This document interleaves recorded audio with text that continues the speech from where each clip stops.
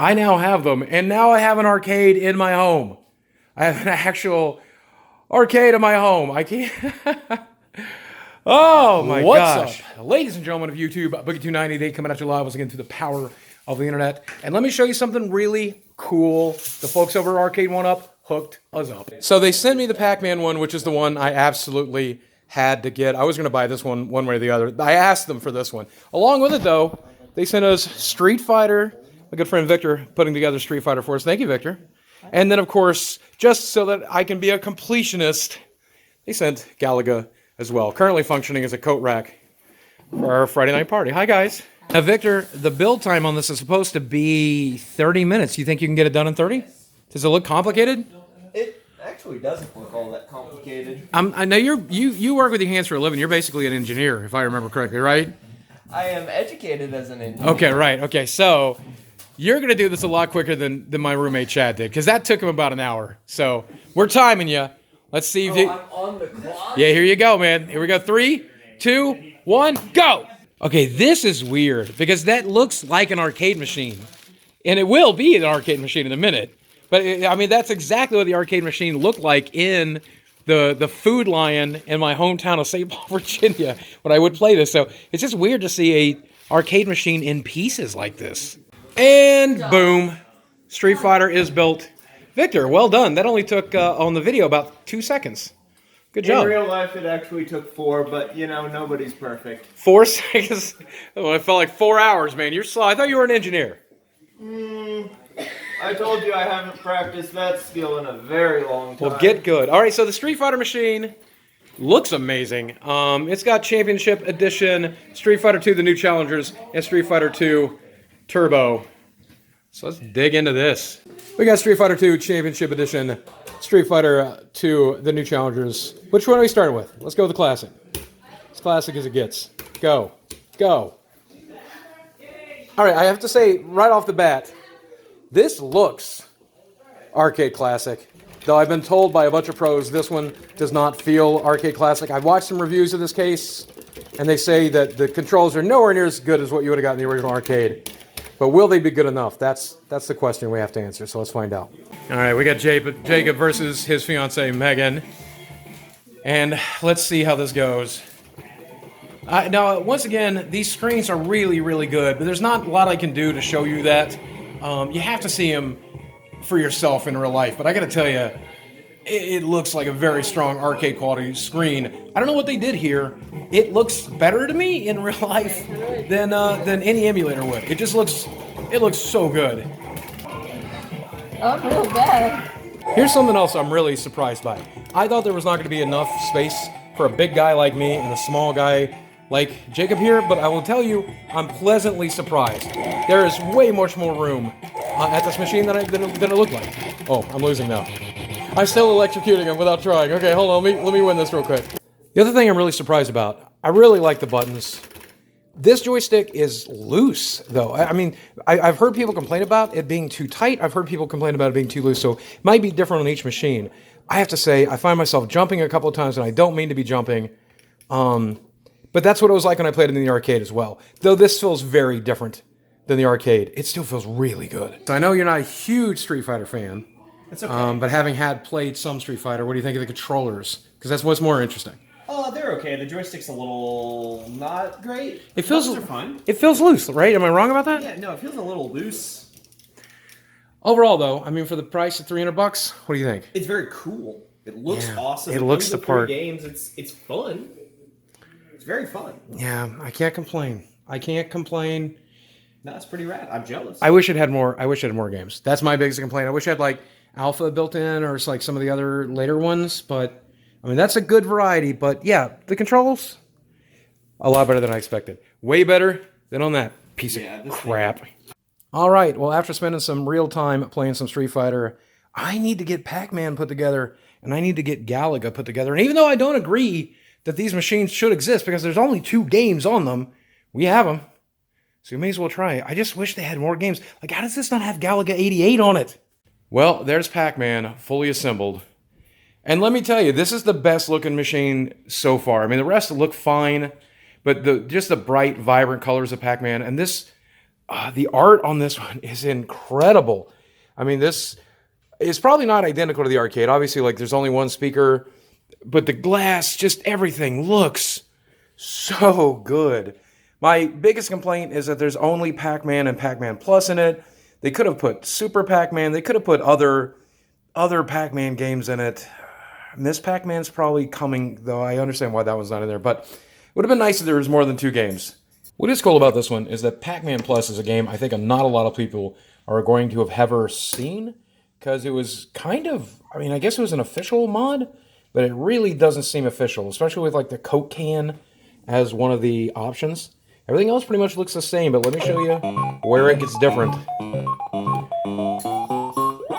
I mean, it sounds exactly like Pac-Man. That's one of the biggest complaints I always have with any smaller versions of Pac-Man, all these little emulations I've ever gotten. It never sounds like classic arcade Pac-Man. This sounds like classic arcade Pac-Man. I don't remember the game being this hard, though. But there are some really huge modifications to Pac-Man Plus. That includes that soda can in the middle there. What? And the ghosts go invisible sometimes when you eat a power pellet. What? Yeah, it's definitely a cool remix. And sometimes a ghost simply won't change just because you ate a power pellet. Yeah, this is MLG Pac-Man right here. Love playing it like this. Here's a nice little bonus for Pac-Man. Normally, these controllers are 8 directions. This one is obviously 8 direction. This one is not. It's only 4 direction. They did lock off the diagonals with this one, so that's pretty important while playing Pac-Man. That's a nice attention to detail. I do like that. And then finally, we finally built it. There it is. A couple days later, and we've got Galaga built. Galaga and Galaxian are the only 2 games in this one, and everybody knows Galaga, so let's go with Galaxian. Oh, this is interesting. So just like the Pac-Man machine, this joystick is locked. No up and down, just left and right, as it should be. But that wouldn't allow you to put Galaga 88 into the system. But yeah, again, a beautiful art, beautiful recreation of the original arcade. Just looks very good. The glass looks amazing. Let's see how Galaxian plays. Such a weird choice to be in here. Again, any of the sequels to Galaga would have been preferable to me, but it's fine. It's fine as a bonus.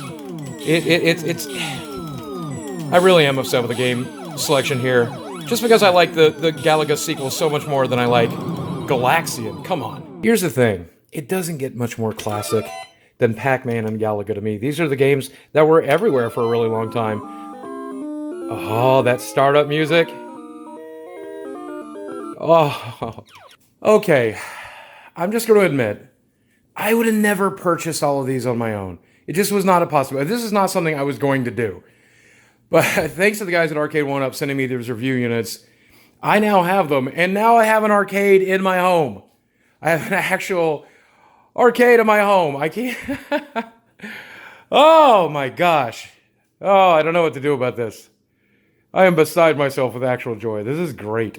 Okay, now I've had these machines in my house for a while, including the original deluxe edition, which I've had since the initial shipment. That's the one I purchased. The rest were review copies, and thanks to the guys at Arcade1up for providing those review copies. Now, that said, I still have a lot of problems with these products. Specifically, my original deluxe machine is pretty much a piece of garbage. I'm never going to play it. The controls are very, very bad. It's just a frustrating machine. Though these later machines, Street Fighter specifically, is a very, very solid machine. Very solid controls, very solid emulation, very, very good stuff. Galaga was Galaga. I expected exactly that, and the machine looks perfect. Pac-Man, which is one of my favorite arcade games, if not my favorite arcade game of all time, is a perfect replication. It looks so good. And whereas I am frustrated that there's only 2 games in it, I understand that if they can sell it with only 2 games in it, why not 2 games? In fact, it could have probably just been the 1 game without Pac-Man Plus even being in it.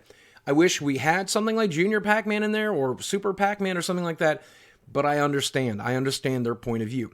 I will say, originally I said you're better off doing an emulator, better off doing a Raspberry Pi, better off doing a MAME arcade cabinet. But I watched a reviewer say sometimes it's nice to just have a machine that does just one thing. When you walk up to an emulator and you have thousands of choices, it's difficult to decide, so you end up not playing anything. But if you walk up to Pac-Man, you know you're going to be playing Pac-Man. That is a really interesting counterpoint that I'd never considered. And I have done exactly that. A few times I've been walking through the kitchen or walking to the house or letting the dog out the back and decided to play Pac-Man while the dog was out doing his business. Just play a couple of games real quick and then go back to work and go throughout my day. The price point of $300 is too unaffordable, I think, for your average person. I think a lot of people who might want to have this in the home will not be able to afford the $300. And it's not the highest quality thing in the world, especially $300. Some people have complained about art and stuff coming off. They will replace that stuff if that comes down to it. The controls could have been better. But the Pac-Man machine is almost a perfect replication. It plays perfectly well. Perfect ROM emulation. It's the best Pac-Man emulator I've ever had. It feels like the arcade machine. So I think that's the one that finally won me over. Now, keep in mind, I did get review copies, so that may make it a little bit easier to love that machine. I didn't spend $300 on it out of pocket. It might be different for you. I do think this is a great gift idea if you know somebody who loves Galaga, who loves Pac-Man, who loves Rampage, who loves Street Fighter, and will take advantage of the machine.